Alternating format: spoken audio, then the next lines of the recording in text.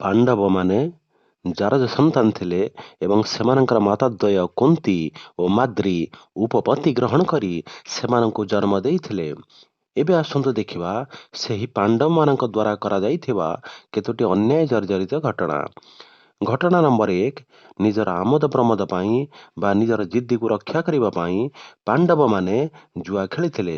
ଯେଉଁ ଜୁଆ ଖେଳକୁ ଭାଗବତ ଶକ୍ତ ଭାବରେ ବାରଣ କରେ ଏବଂ ସେଥିରେ କଳି ଅବସ୍ଥାନ କରେ ବୋଲି କୁହାଯାଇଛି, ସେହି ଜୁଆ ଖେଳରେ ପାଣ୍ଡବମାନେ ନିଜର ସମସ୍ତ ଧନ ସମ୍ପତ୍ତି ସହ ସ୍ୱପତ୍ନୀଙ୍କୁ ମଧ୍ୟ ବାଜି ଲଗାଇ ଦେଇଥିଲେ। ଏହା ସ୍ୱେଚ୍ଛାଚାରିତା ଓ ଅମାନବିକତାର ଏକ ଉଦାହରଣ ନୁହେଁ କି? ଘଟଣା ନମ୍ବର 2, ନିଜର ସ୍ୱାର୍ଥ ଓ ସ୍ୱେଚ୍ଛାଚାରିତାକୁ ରକ୍ଷା କରିବାକୁ ଯାଇ ସ୍ୱପତ୍ନୀ ଦ୍ରୌପଦୀଙ୍କୁ ପାଣ୍ଡବମାନେ ସଭା ମଧ୍ୟରେ ଉଲଗ୍ନ ହେବା ପାଇଁ ଛାଡ଼ିଦେଇ ନିର୍ବାକ ହୋଇ ବସି ରହିପାରିଲେ। ଏହା କି ପ୍ରକାର ଧର୍ମ ଅଟେ? ଏହା କି ପ୍ରକାର ମାନବିକତା ଅଟେ? ଦ୍ରୌପଦୀ ଯେତେବେଳେ ଆକୁଳ ଭାବରେ ନିଜର ପାଞ୍ଚ ପତିକୁ ତାଙ୍କୁ ରକ୍ଷା କରିବା ପାଇଁ ଡାକୁଥିଲେ, ସେତେବେଳେ କେହି ଜଣେ ବି ନାରୀର ମର୍ଯ୍ୟାଦାକୁ ରକ୍ଷା କରିବାକୁ ବାହାରିଥିଲେ କି? ଏହା ସେମାନଙ୍କର ନାରୀ ନିର୍ଯାତନାର ଏକ ଉଦାହରଣ ନୁହେଁ କି? ଏହା କି ପ୍ରକାର ଧର୍ମ, କି ପ୍ରକାର ମାନବିକତା ଅଟେ?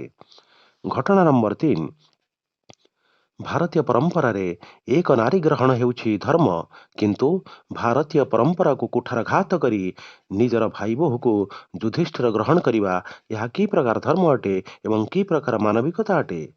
ଏଭଳି ଶ୍ରେଷ୍ଠ ସ୍ଥାନରେ ଥିବା ମନୁଷ୍ୟମାନଙ୍କର ଏଭଳି ବିଭ୍ରାନ୍ତିକର ଆଚରଣ ଏକ ନୀତିହୀନ, ଧର୍ମହୀନ, ବିଚାରହୀନ, ମନମୁଖୀ ଓ ମୁଷ୍ଟିମୟ ଶାସନର ଏକ ଲଜ୍ଜାକର ଉଦାହରଣ କହିଲେ ଅତ୍ୟୁକ୍ତି ହୋଇନପାରେ। କିନ୍ତୁ କୃଷ୍ଣ ହିଁ ପରମାତ୍ମା, ପରମ ସ୍ୱାମୀ, କାରଣ ଯେତେବେଳେ ପାଣ୍ଡବମାନେ ଦ୍ରୌପଦୀଙ୍କୁ ବିବସ୍ତ୍ର ଲଜ୍ଜାରୁ ରକ୍ଷା କରିପାରିଲେ ନାହିଁ ବା ରକ୍ଷା କଲେ ନାହିଁ, ସେତେବେଳେ କୃଷ୍ଣ ହିଁ ଏକ ନାରୀର ସମ୍ମାନ ଓ ଲଜ୍ଜା ନିବାରଣ କରି କୋଟି ବସ୍ତ୍ର ଦାନ କରିଥିଲେ।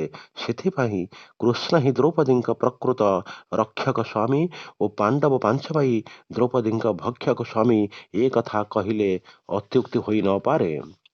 ଚତୁର୍ଥରେ, ଭୀମ ସ୍ୱଦେହରେ ସ୍ୱର୍ଗକୁ ଗମନ କରିବାର ଦେଖି ଯୁଧିଷ୍ଠିର ତାଙ୍କୁ ଛଳ କଥା କହି ବା କୂଟ କରି ତାଙ୍କ ସ୍ୱର୍ଗ ଯାତ୍ରାକୁ ବ୍ୟାହତ କରିଥିଲେ।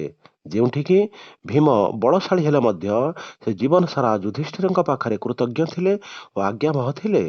ସେତେବେଳେ ଭୀମଙ୍କ ପ୍ରତି ଧର୍ମରାଜଙ୍କର ଏଭଳି କୂଟ ଆଚରଣ କେତେଦୂର ଧର୍ମରାଜଙ୍କର ମହତ୍ତ୍ୱ ପ୍ରତିପାଦନ କରେ, ଏ କଥା ଆପଣମାନେ ବିଚାର କରି ମତାମତ ଦିଅନ୍ତୁ।